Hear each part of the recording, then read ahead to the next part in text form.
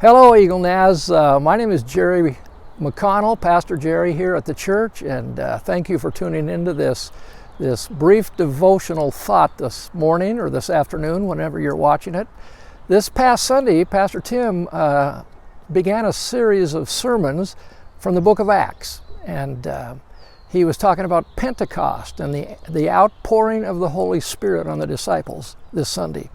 And I think my favorite character in this whole narrative is Peter, the Apostle Peter, the big fisherman.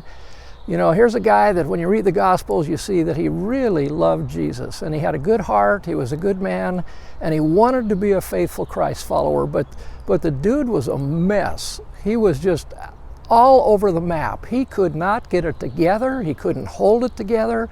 He was inconsistent, he was hot and cold, he was up and down, he was in and out. You remember when he got out of the boat and was walking on the water. That was amazing. But then he took his eyes off Jesus and he began to sink, and Jesus had to rescue him. And another time he boldly proclaimed, "You are the Messiah, you are the Christ, the Son of the living God." And just a few sentences later, after he'd stuck his foot in his mouth, Jesus actually had to say, "Get thee behind me, Satan." Ouch. And then on the night of the Last Supper, Jesus was telling his disciples about what was going to be happening, and Peter said, he got indignant. Peter said, "No, that's not going to happen. I'm not going to let that happen. I'm not going to let you get arrested. I'll fight for you. I'll fight to the death for you. I will never desert you."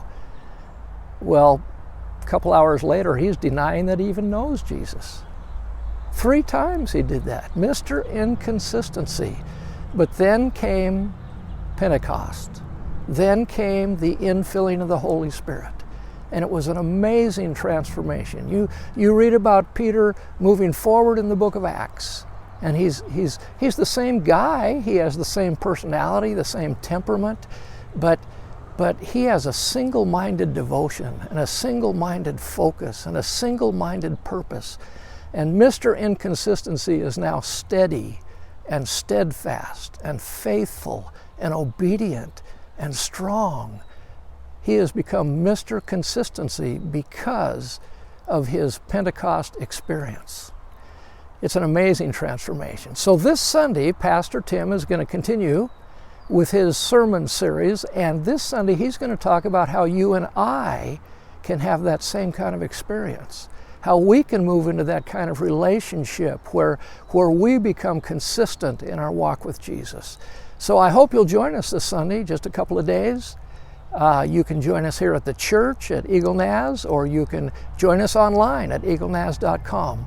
But I'm looking forward to it, and I hope you have a great week. God bless you. Keep your eyes on Jesus, and we'll see you soon.